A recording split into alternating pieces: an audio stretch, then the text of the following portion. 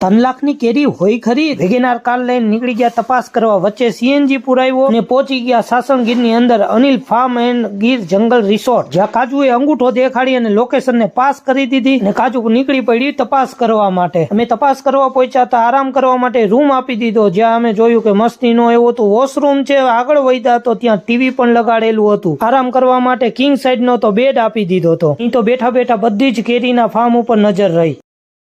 કુદરતી સાનિધ્યની અંદર તમને 2 નાઇટનો સ્ટે મળી જાય તો મજા આવી ગઈ. ત્યાં જ અમને યાદ આવ્યું કે આપણે તો 3 લાખની કેરી જોવાની છે. ચા પીને નીકળી ગયા અમે. પહેલા જ અમને બોર્ડ દેખાણું, પછી દેખાણું પછી લખ્યું હતું બોર્ડમાં મગરથી સાવધાન. આવડી મોટી હિરણ નદી જોઈ લી.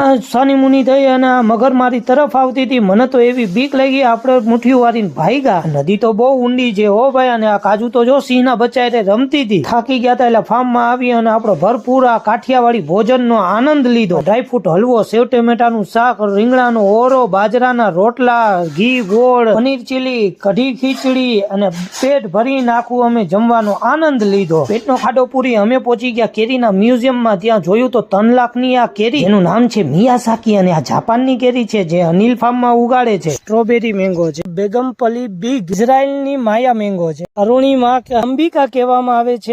આ અમેરિકાની લો શુગર મેંગો, આ કિંગ ઓફ ચકાપાત મેંગો છે. કોકોનેટ કેરી છે.